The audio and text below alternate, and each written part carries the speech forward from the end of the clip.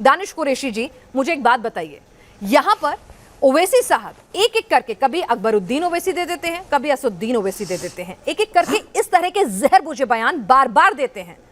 भाई आखिर ये कैसे संविधान को मानने वाले हैं? जो देश का संविधान उन्हें इजाजत देता है कि हैदराबाद से निकलकर पूरे देश में कहीं भी जाकर चुनाव लड़िए, रैली कीजिए, उसी संविधान पे भरोसा नहीं उन्हें? देखिए पिनाक, मैं तो एक बात बिल्कुल साफ कहना चाहूंगा।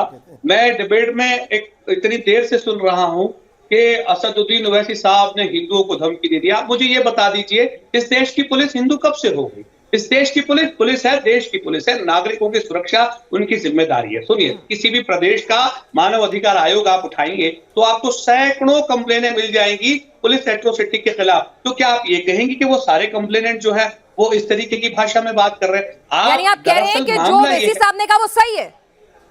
योगी जी चले जाएंगे, मोदी जी चले जाएंगे तो क्या करेंगे? मुझे बता दीजिए ना, आप क्या करेंगे? नहीं, अगर उनके इशारे पे जुल्म हो रहा है तो फिर उनकी सत्ता जाने का इंतजार किया जाएगा। आपको पुलिस पे भरोसा नहीं है, आप ये कह रहे हैं? अरे तो एट्रोसिटी के मामले में तो हुआ है, आप देखिए ना। तो आप सबको आप फिर धमकाएंगे, मतलब आप कुछ भी करेंगे? अकेले मुसलमानों पे नहीं, सुनिए, अकेले मुसलमानों पे नहीं है, दलितों पे है, दूसरे समय ओबीसी पे है। एक मिनट, ओवैसी साहब तो मुसलमानों के अलावा किसी का वोट तक नहीं मांगते। चलिए झूठा ही सही, चलिए झूठा ही सही, बाकी पार्टियां कम से कम ये तो कहती हैं हमें सबका वोट चाहिए, वो तो कहते हैं हमें मुसलमानों का वोट चाहिए। देखिए मेरी बात सुनिए, दरअसल पिनाक जी ये जो बात है ना, ये प्रोपेगेंडा भारतीय जनता पार्टी और कांग्रेस और समाजवादी पार्टी के शामिल नहीं है फैलाते। आप बताइए, सुनिए, अरे सुन लीजिए मेरी बात सुनिए। किसी भी प्रदेश में सत्ता बनाने के लिए क्या आप ये कहेंगे कि एक समाज का वोट मिल जाने से सत्ता में आ जाएंगे? कोशिश यही है कि जो विक्टिम समाज जो है, पीड़ित समाज जो है, कितनी बार हिंदुओं के अत्याचार, ऐसा तो नहीं है इस देश में हिंदुओं पर अत्याचार नहीं करती पुलिस, हिंदुओं के खिलाफ कुछ नहीं होता, कभी हिंदुओं के लिए तो आवाज नहीं उठाई ओवैसी साहब ने। तो आपको शायद पता नहीं है, आप उनकी पार्लियामेंट्री स्पीच देख लीजिए। एक बार उन्होंने कहा दलित एट्रोसिटी के लिए उन्होंने कितनी बार आवाज उठाई है, तो मैं आपको डिटेल भेज दूंगा। जी। और उसके बाद जो भड़काऊ बयान दिए उनकी डिटेल में आपको पढ़ के सुनाऊं?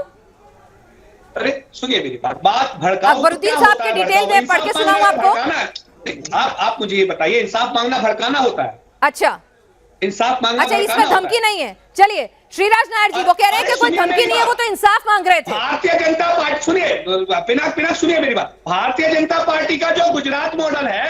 अरे दानिश कुरैशी जी, मैं क्या कह रही हूँ, ओवैसी साहब ने जो बोला मोदी चले जाएंगे, योगी चले जाएंगे, उसके बाद क्या करेंगे? क्या करेंगे? ये धमकी नहीं तो और क्या है?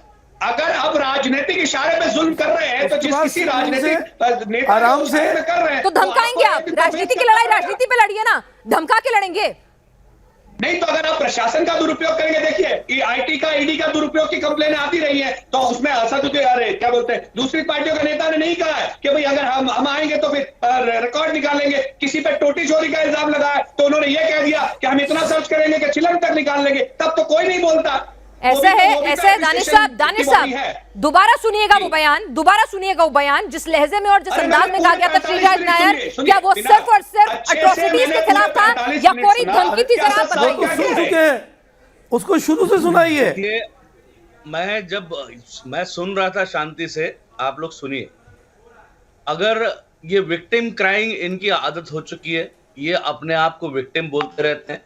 कोई भी व्यक्ति जिसके पास बेसिक सामान्य ज्ञान है वो समझ सकता है ये धमकी था।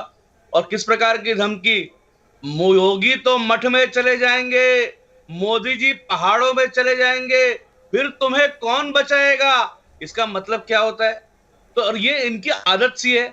वही भाग्यनगर, जिसको ये लोग हैदराबाद कहते हैं, वहां पर ये इसका छोटा भाई अकबरुद्दीन, वो आतंकी, उसने किस प्रकार की 15 मिनट पुलिस हटा दो।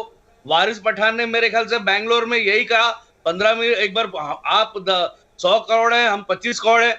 और ये लोग जब पिटते हैं तो रोते रहते हैं और विक्टिम क्राई करते हैं, इनको डर भी लगता है, और उसके बाद इस प्रकार के हथकंडे करते हैं।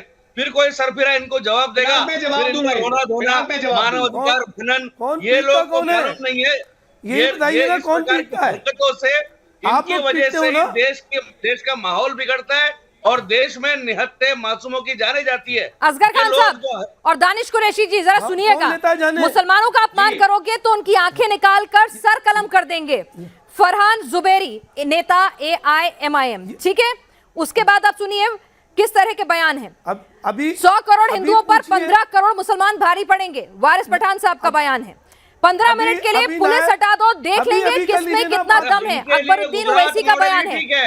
सुनिए सुनिए सुनिए, तो आप बताइए ना, सीए रद्द नहीं हुआ तो यूपी को शाहीन बाग बना देंगे। ये सुन लीजिए, यासीन ओवैसी का बयान है। हम छेड़ेंगे तो इतना, हमें छेड़ेंगे तो इतना बोलूंगा कि कान से खून निकलने लगेगा। ये किसका बयान है?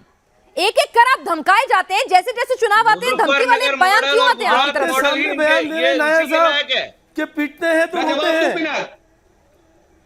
मैं जवाब दूं? आप जी बोलिए। कि मुजफ्फरनगर मॉडल, देखिए पिनाक जी, सबसे पहले तो वारिस भाई की आप जो बात कर रही है ना, वो स्टेटमेंट आप ध्यान से सुन लीजिए। आपने यहाँ जो रखा है 100 करोड़ पे 15 करोड़, वो नहीं है। वर्ड टू वर्ड स्टेटमेंट ये है कि 100 पे 15 भारी पड़ेंगे, तो वो नरसिंहानंद जैसे। चलिए सुनिए, वारिस पठान ने क्या कहा था, सुन लीजिए, सुनिए ना। देखिए, भक्ति उतनी कीजिए कि समझ में आए कि अंधभक्ति ना लगने लगे। जरा सुनिए क्या कह रहे हैं, कान खोल के अच्छे से सुनिए। मैंने कहा ना, कान खोल के अच्छे से सुनिएगा, हिंदी में सुनिएगा, उसका तर्जुमा करवा लीजिएगा। सुनिए जरा, मैं डेटा लेके बैठी हूँ। सुनिए, एक मिनट सुनिए पहले। इनके पास अगर अल्फाज है तो हमारे पास भी वो जुबान है जो उनको मुंह तोड़ जवाब दे सकती है। हमारी जुबान की आतिशबाजी का मुकाबला ये नहीं कर सकते, याद रखना मेरी इस बात को। ईंट का जवाब पत्थर से देना सीख लिया है अब हमने, मगर इकट्ठा होकर चलना पड़ेगा। आजादी लेनी पड़ेगी और जो चीज मांगने से नहीं मिलती उसको छीन के लेना पड़ेगा, ये भी याद रखना।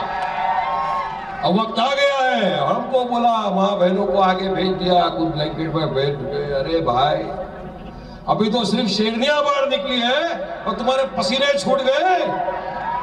और समझ लो अगर हम लोग साथ में आ गए तो क्या होगा।